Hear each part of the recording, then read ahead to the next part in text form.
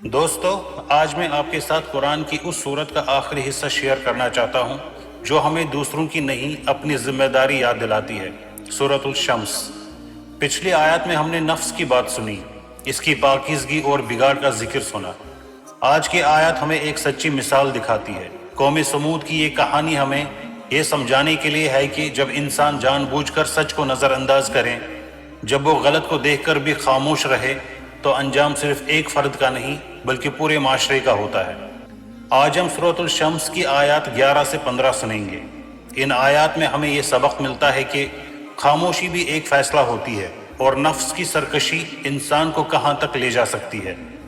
آئیے اور قرآن کی ان آیات کو سنتے ہیں، شاید یہ آیات ہم سے بھی کوئی سوال کرنا چاہتی ہو۔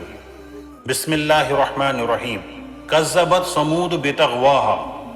قوم سمود نے اپنی سرکشی کے باعث حق کو جھٹلا دیا۔ سمود denied the truth because of their transgression۔ اذ انبعث اشقاہا۔ جب ان میں سے ایک بدبخت اونٹنی کو قتل کرنے کے لیے اٹھ کھڑا ہوا۔ when the most wretched of them rose up۔ فقال لهم رسول اللہ ناقۃ اللہ وسقیاہا۔ تو اللہ کے رسول نے ان سے کہا، اللہ کی اونٹنی اور اس کے پانی پینے کے حق سے خبردار رہو۔ So the messenger of Allah said to them, do not harm Allah's she-camel and let her drink. فَكَذَّبُوهُ فَأَقَرُوهَا فَدَمْدَمَ عَلَيْهِمْ رَبُّهُمْ بِذَنبِهِمْ فَسَوَّاهَا۔ مگر انہوں نے اسے جھٹلا دیا اور اونٹنی کو مار ڈالا، تو ان کے رب نے ان کے گناہ کے سبب ان پر عذاب ڈال دیا اور سب کو برابر کر دیا۔ But they denied him and slaughtered her. So their Lord destroyed them for their sin, leveling them all. وَلَا يَخَافُ عُقْبَاهَا۔ اور وہ اللہ اس کے انجام سے نہیں ڈرتا۔ And he does not fear the consequence۔ سورۃ الشمس کی آخری آیات ہمیں ایک ایسی حقیقت سمجھاتی ہے جو ہر زمانے میں یکساں رہتی ہے۔ یہاں قوم سمود کا ذکر ہے، مگر مقصد صرف تاریخ سنانا نہیں بلکہ انسان کے اندر چلنے والی کشمکش کو واضح کرنا ہے۔ قرآن بتاتا ہے کہ جب انسان اپنے نفس کے پیچھے چلنے لگتا ہے تو وہ سچ کو پہچاننے کے باوجود قبول نہیں کرتا۔ قوم سمود نے حق اس لیے نہیں جھٹلایا کہ وہ سمجھ نہیں سکے، بلکہ اس لیے کہ وہ اپنی ضد اور خواہش چھوڑنے پر تیار نہیں تھے۔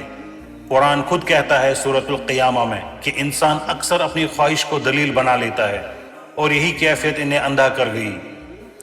ان آیات میں ایک شخص کا ذکر آتا ہے جس نے اللہ کی اونٹنی کو نقصان پہنچایا۔ بظاہر یہ ایک فرد کا کام تھا، مگر حقیقت میں پوری قوم اس میں شامل تھی، کیونکہ کسی نے اسے روکا نہیں۔ یا ہمیں یہ سبق ملتا ہے کہ غلطی صرف کرنے والے کی نہیں ہوتی، خاموش رہنے والے بھی ذمہ دار ہوتے ہیں۔ ابو داود کی حدیث ہے، پیارے نبی صلی اللہ علیہ وسلم نے فرمایا، جب برائی کو نہ روکا جائے تو سزا سب پر آ سکتی ہے۔ اللہ کے رسول نے قوم کو بہت نرم اور واضح بات سمجھائی، یہ اللہ کی اونٹنی ہے، اس کے پانی کے حق کا خیال رکھو۔ یہ ہمیں بتاتا ہے کہ اللہ نعمت دیتا ہے تو اس کے ساتھ حد بھی مقرر کرتا ہے۔ قرآن کہتا ہے سورہ البقرہ میں، یہ اللہ کی حدیں ہیں، ان سے آگے نہ بڑھو۔ مگر قوم نے نہ مانا، انہوں نے نشانی کو ختم کر دیا، تو پھر اللہ کا فیصلہ آ گیا۔ طاقت، دولت اور تعداد کسی کے کام نہ آئی، کیونکہ اللہ کا فیصلہ ہمیشہ انصاف پر ہوتا ہے۔ اسی لیے آخر میں فرمایا گیا کہ اللہ اپنے فیصلے کے انجام سے نہیں ڈرتا، یعنی اس کے فیصلے میں کوئی کمزوری یا ندامت نہیں ہوتی۔